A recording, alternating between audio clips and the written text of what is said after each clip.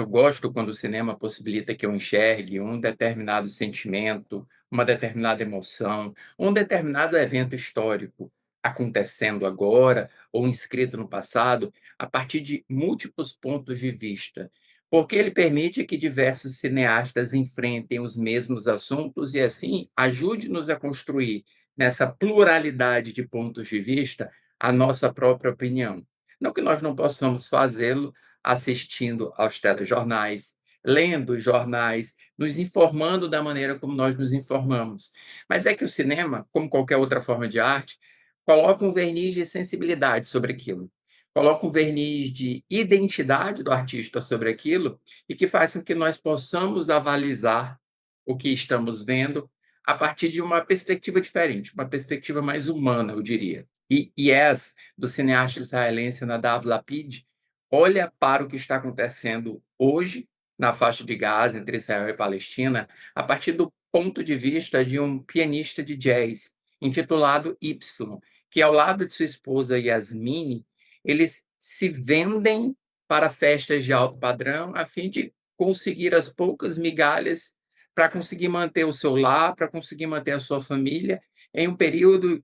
em que a economia parece em frangalhos e em que a capacidade dessas famílias médias se manter dignamente dentro do país parece cada vez mais distante. Então, nós estamos olhando para esse conflito não sob o olhar das vítimas, os palestinos, mas sob o olhar dos israelenses, não necessariamente os agressores, mas aqueles israelenses que, de alguma forma, são coniventes ou compactuam ou assistem a essa tragédia humanitária praticamente de camarote. E eu não estou usando essa palavra em vão, já que durante a narrativa nós podemos, inclusive, chegar em um momento que é conhecido como um espaço próximo à faixa de Gaza, em que as pessoas podem assistir às bombas caindo sobre o território palestino. Veja que atrocidade absurda. Mas o filme não atravessa esta estrada do sofrimento e da miséria humana de uma maneira impune. Na verdade, ele parte da inconsequência, ele parte da indisciplina do personagem título, até levá-lo à disciplina, até levá-lo à plena consciência do que está vivendo e do que está acontecendo ao seu redor. Não que ele ignorasse aquilo, mas é que a sua vida passa a depender de que ele ignore ou de que ele, ao menos, empreste o seu talento para apoiar o regime com o qual ele não concorda. E é interessante que Y parece mais uma variável que nós aprendíamos nas aulas de matemática. E assim nós somos capazes de atribuir valores para esse sujeito. Não necessariamente aqueles valores que nós poderíamos desejar atribuir para personagens nessa circunstância, mas tentar entender como essa variável humana do cidadão médio faz com que esta figura abstrata não seja assim tão distante, ele seja, na verdade, um conjunto de fatores que acabam forçando-o a tomar esta ou aquela decisão, não por concordar ou discordar, mas por precisar daquilo por meio de sobrevivência. E o personagem, ele empresta a sua linguagem, o seu estilo para a própria narrativa do Lapid. E o filme, que me irritou profundamente na primeira hora, ele adota uma forma muito indisciplinada, não apenas nas músicas muito altas e muito expressivas dentro da narrativa, mas uma câmera que chacoalha, que dança, que mexe, que promete ou propõe-se a introduzir algum elemento que recorde a maneira com que esse cara se comporta.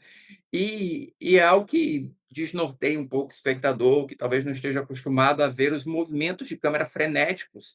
que são realizados pela direção, e alguns desses casos, até mesmo, aqueles movimentos que parecem existir pelo próprio movimento. Não estou tentando criar algo,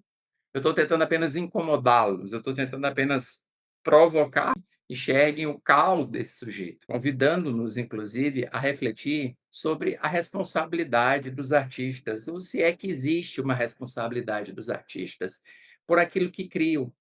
e por emprestar o seu talento para determinados regimes. E aqui me vem à cabeça a música que foi apropriada e deturpada pela Frente Civil, um organismo israelense que pretende exterminar os palestinos da faixa de Gaza e que pegou uma música da década de 40 do Raim Guri e retrabalhou esta música para atender aos seus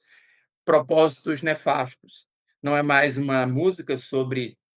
ser israelense após o Holocausto, entender-se parte de um mundo, entender-se parte de uma terra, ser dono de algo,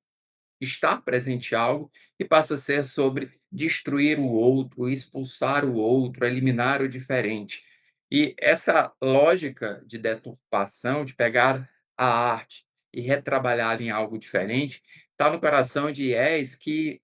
faz algo parecido na jornada fictícia do seu personagem, que precisa transformar essa canção e interpretá-la no piano. Será que eu sou responsável? Será que eu tenho que fazer isso? Ou será que eu posso dizer não? E se eu fizer, será que eu assumo uma responsabilidade cara sobre as vidas que eu posso estar destruindo indiretamente, já que estimulando através de um discurso de ódio, através de uma canção de ódio, o ódio de outros israelenses médios iguais a ele pode estar simplesmente causando a morte de outras pessoas. Então, a responsabilidade da arte está no centro do filme, e é o motivo pelo qual Y e Yasmine começam a se cindir, porque ela, diferentemente dele, começa a achar errado prostituir-se por causa disso. E tudo isto é feito, além de usando uma forma que, como eu falei, começa muito irritante, mas vai adquirindo sobriedade, também usando muitos símbolos, como aquele que o personagem se vê deitado e pedras começam a chover sobre ele. Ou quando ele e a imagem começa a parecer coberta de sangue, porque ele enxerga a própria responsabilidade daquilo que ele está causando. E tem também um momento que eles pegam o filho do casal, o Noah, e transformam em uma criança de brinquedo, para que eles possam arremessar essa criança de um lado para o outro. E nós, ainda que percebendo a natureza de criança de brinquedo, nós entramos e embarcamos dentro da narrativa, porque aí, distantes, nós já conseguimos enxergar outra camada do filme, que é a camada que nos convida à reflexão da maneira como podemos ser, ou não, coniventes às atrocidades que acontecem no mundo hoje em dia. E para um israelense médio, e para um cineasta israelense que discute dentro da narrativa a própria tendência de alguns de simplesmente abandonarem seu país por não se identificarem mais com aquele país e com os atos que ele pratica, e sendo este um cineasta que constrói sua obra também apoiado, no financiamento internacional, cria uma realidade muito triste, uma realidade em que a história de um povo, que foi um povo massacrado pelo Holocausto, e que vem a uma terra e toma esta terra, né, e se assenta nesta terra e desenvolve a sua cultura, e desenvolve a sua história nesta terra, não se enxerga mais participante nem da terra e nem da sociedade na qual ele faz parte. E é este, talvez, a força motriz pela qual Yes estimula os nossos sentimentos e estimula a nossa reflexão. Se tem algo que me incomoda no discurso dele, é talvez a covardia de tentar atribuir a um bilionário russo, e não a um bilionário estadunidense, ou mesmo aos próprios bilionários israelenses, a responsabilidade de ser a pessoa que está fomentando o ódio dentro daquela realidade. Eu até entendo que a personagem russa acabe servindo ao duplo propósito de tanto criticar o genocídio palestino, quanto também a guerra na Ucrânia. Mas aqui me parece, talvez, mais covardia